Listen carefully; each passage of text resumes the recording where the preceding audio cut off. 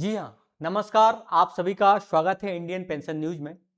जितने हमारे EPS 95 pension कर्मचारी हैं, आप सबको पता है, आप इस चैनल पर विश्वास करते हैं, भरोसा करते हैं। जो भी जानकारी आती है बिल्कुल ऑथेंटिक आती है और प्रूफ के साथ आती है। मैंने आपसे वादा किया था कि आपको सारी अपडेट बिल्कुल सही देंगे और प्रूफ के साथ देंगे, क्योंकि आजकल हम देख रहे हैं आपके आसपास ऐसे कई लोग हैं जो भ्रांतिपूर्ण जानकारी, आपको मिस इन्फॉर्मेशन फैलाकर हमारे ईपीएस 95 पेंशन कर्मचारियों को परेशान करते हैं।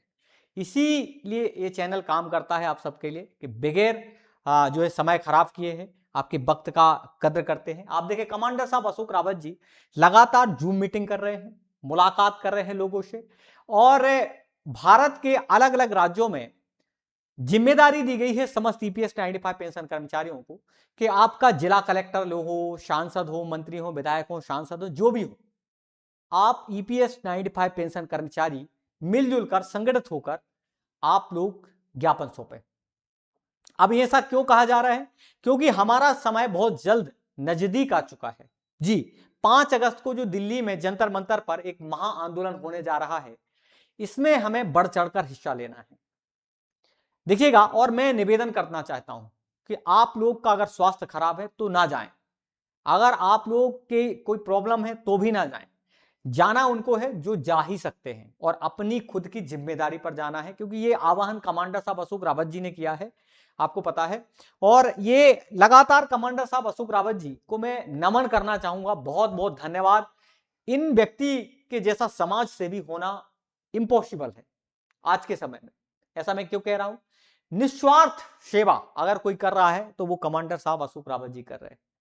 लगातार एनएसी की जो है चीफ है, वो है हमारी जो नेशनल एजुकेशन कमेटी है, वो भी लगातार काम कर रही है। अभी सीबीटी की बैठक होनी थी हाल ही में, लेकिन सीबीटी की बैठक नहीं की, आगे उसको डिले कर दिया है। क्यों?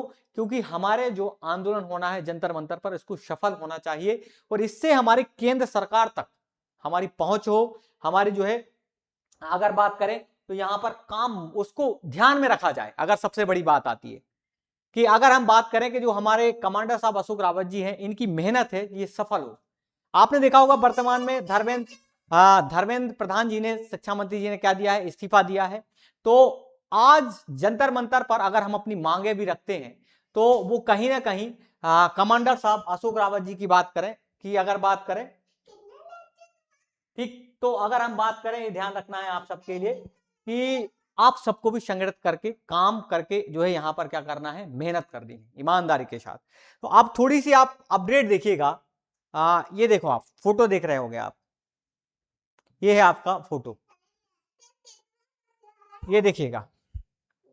तो पेंशन कर्मचारियों का अधिकार, अगर हम बात करें पेंशन कर्मचारियों का अधिकार, ये देखें, हाई कोर्ट ने एक यहां सुनवाई हुई है इलाहाबाद में। अलग अलग कोर्ट में याचिकाएं चल रही हैं ईपीएस 95 पेंशन कर्मचारियों की, जो है सुनवाई अलग अलग कोर्ट में चल रही है। चाहे आपका जो है तेलंगाना हो या कर्नाटका हो या अलग अलग जो छत्तीसगढ़ हो या कोई भी राज्य हो, हर राज्यों में कहीं ना कहीं आपकी जो है याचिका लगाई गई है ईपीएस 95 पेंशन कर्मचारियों। उत्तर प्रदेश, महाराष्ट्र, अलग अलग चले, दिल्ली में सुप्रीम कोर्ट तक में याचिका लगाई गई।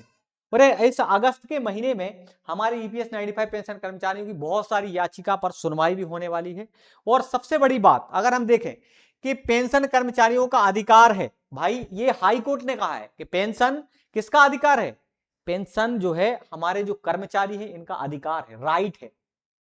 ऐसा नहीं है कि कोई आप गलत मांग कर रहे हो, आपका पैसा इकट्ठा हुआ था, आपने पैसा दिया है, आपने 10 साल दिए हैं इस सरकार के लिए, तो अब आपका जो इंतजार है वो बहुत जल्द पूरा भी होगा, क्योंकि आप सब संघर्ष कर रहे हैं 7,500 डीए और मेडिकल जैसी सुविधाओं को लेकर।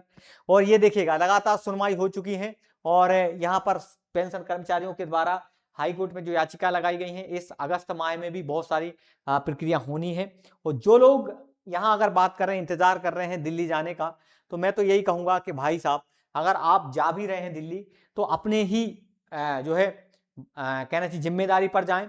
और अभी बहुत जल्द आपकी 1-2 दिन में कमांडर साहब अशोक रावत जी की जूम मीटिंग भी होने जा रही है, जहां पर आप सबको जोड़ लिया जाएगा, सारी चीजें बता दी जाएंगी, आपको पूरा प्लानिंग बता दिया जाएगा कि आगे क्या करना है, जंतर मंतर का कैसे घेराव करना है, शांतिपूर्ण प्रदर्शन करना है, भारत के अलग अलग राज्यों में से कितने पेंशन कर्मचारी आ रहे हैं, कौन इसकी जिम्मेदारी लेगा, कौन इसको संभालेगा, सारी प्रक्रिया पर एक जूम मीटिंग होने वाली है। अगर आप लोग चाहते हैं उस जूम मीटिंग में जुड़ना चाहो तो आप कमेंट बॉक्स में बताना।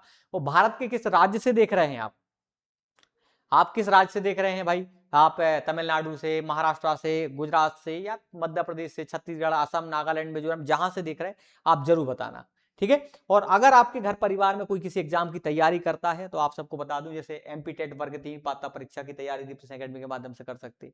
ये दीप्ति सिंह एकेडमी के सारे टीचर्स आप सबको पढ़ा रहे हैं बहुत अच्छे से।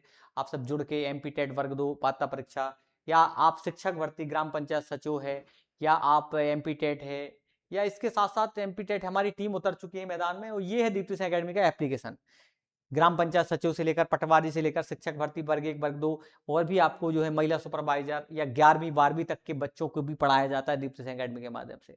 तो आप लोगों से स्पेशल रिक्वेस्ट है भाई, सबसे पहले तो दीप्ति सिंह एकेडमी की ये एप्लीकेशन जरूर डाउनलोड करना प्ले स्टोर पर जाकर। वहां पर जाकर आप बहुत अच्छे से जो है तैयारियां कर सकते हैं एग्जाम की, आपके बहू बेटे घर परिवार के लोगों को बता देना। साथ में हम आपको सही और बिल्कुल ऑथेंटिक जानकारी देते रहेंगे। आगे की जो भी प्रक्रिया होगी हम एक स्पेशल वीडियो में लेकर आएंगे, और आप लोग इसका इंतजार किया करें, चैनल को सब्सक्राइब किया करें, ज्यादा से ज्यादा शेयर किया करें। बहुत बहुत धन्यवाद आप सबका। जय हिंद, जय भारत।